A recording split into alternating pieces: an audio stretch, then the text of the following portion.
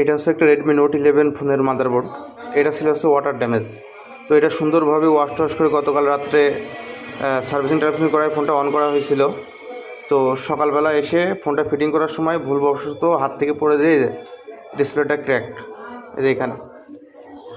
তো আপনাদের এই দোকান দিতে হলে, টেকনিশিয়ানদের দোকান দিতে হলে জরিমানা দেওয়ার মন মানসিকতা থাকতে হবে। যদি জরিমানা দেওয়ার মন মানসিকতা না থাকে তাহলে দোকানদারি আপনার দ্বারা হবে না। যে মন মানসিকতা আমার ছিল না, কিন্তু এখন হয়েছে।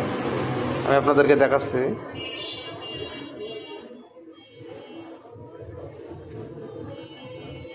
এই যে ফোনটা যখন ভাইব্রেশন হয়েছে, কিন্তু ডিসপ্লেতে কোনো গ্রাফিক্স বা লাইট কিছুই নেই। তো এই ভিডিওটা যদি ইউটিউব থেকে দেখে থাকেন অবশ্যই সাবস্ক্রাইব করবেন, ফেসবুক থেকে দেখে থাকলে অবশ্যই ফলো করবেন।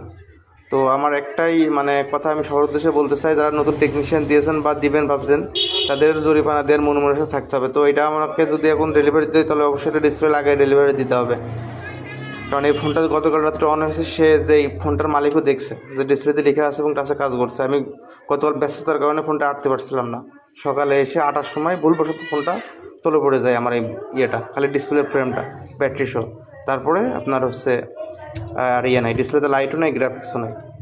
তো আমি দেখেন, আমি অনেক চেষ্টা করলাম উপর থেকে কিছু করা যায় কি না, কিন্তু আমি কোনো রকম কোনো করতে পারি নাই।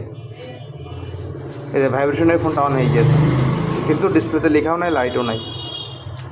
তো পরিশেষে একটা কথাই বলবো ভাই, দোকান যদি দিতে চান আপনার মন মানসিকতা থাকতে হবে জরিমানা দেওয়ার, এমন মন মানসিকতা থাকতে হবে যে কোনো সমস্যা হলে জরিমানা দিতে হবে। আপনি যদি মনে করেন জান না, জরিমানা আমি দিব না, আমি তার সাথে কাস্টমারের সাথে করব, তাহলে ভাই কাস্টমার থাকবে না। এটা আমি প্রমাণিত, এর আগে প্রমাণ পাইছি। তো এটা নতুন ডিসপ্লে এনে লাগাই আজকে আবার ডেলিভারি দিতে হবে। আসসালামু আলাইকুম।